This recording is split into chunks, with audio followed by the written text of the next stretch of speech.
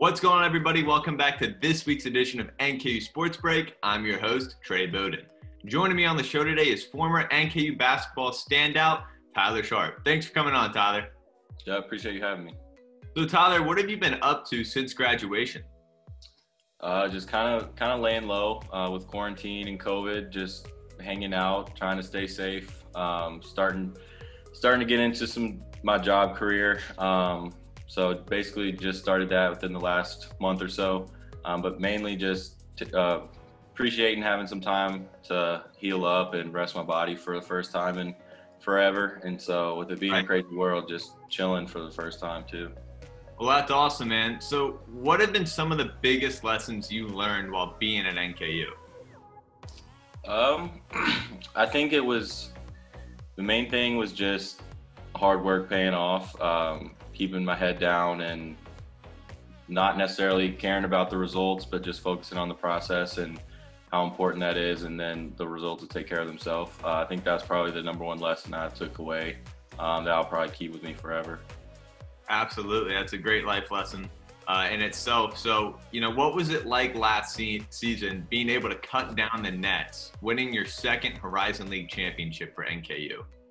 That was awesome. It's a surreal feeling that I said the first time that we won the championship, it's uncomparable. And even winning it the second time, it was an even more unique feeling just because the season has its own unique ups and downs, trials and tribulations. So it felt just as sweet. But it was awesome to go out that way in Indianapolis my senior season.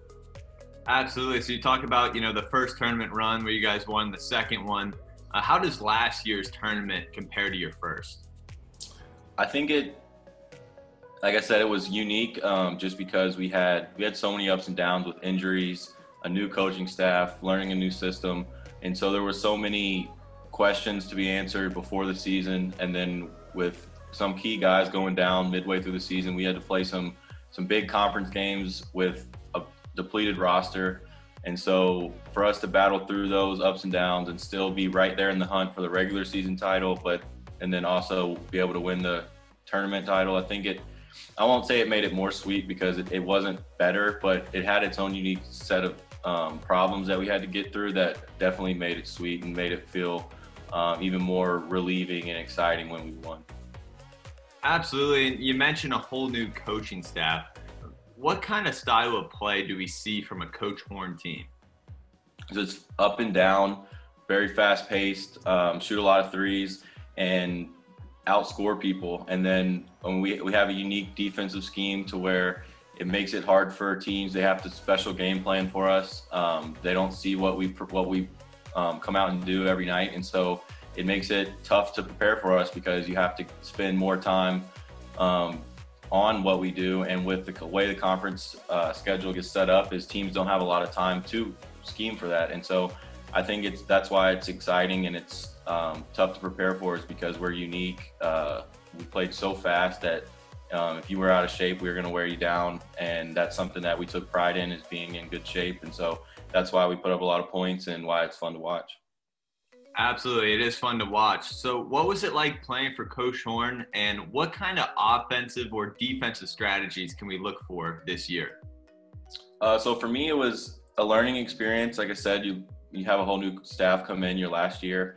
So I had some growing pains I had to get through just being in a new system. But they were patient with me, and I really enjoyed the freedom that Coach Horn's offense provided. The more I learned, the more I could figure out where my advantages were, what the defense was giving me and stuff like that. And so that's what, towards the end of the year, I felt like I really settled in and was able to find success more consistently. And I think that speaks to the rest of our team as well. Once we really got in that rhythm, it was almost like everything started clicking how they wanted it to from day one. And so they were just patient with us and stuck with us through the process. And I think that's why towards the end of the year, we were so dominant offensively, because everybody was clicking, everybody understood what their role was, and it was hard to stop. And then this year, I'm excited to watch the team this year just because there's so many guys that I think are going to be in a role that people haven't seen yet, that they're not expecting them to fill, but I know necessarily what they can do. And so I think there's a lot of really good athletes. I think they're going to get up and down really fast, just how we were, if not even faster. And then I think some guys are going to have breakout years that just have been starring in their role the past couple of years, that now it's going to grow and it's going to be more advanced. And I think that it's going to be a lot of fun to watch this team this year. I'm excited. Absolutely. I'm excited as well. So before we wrap up the show, Tyler, I got to ask you, what was your favorite all-time memory at NKU?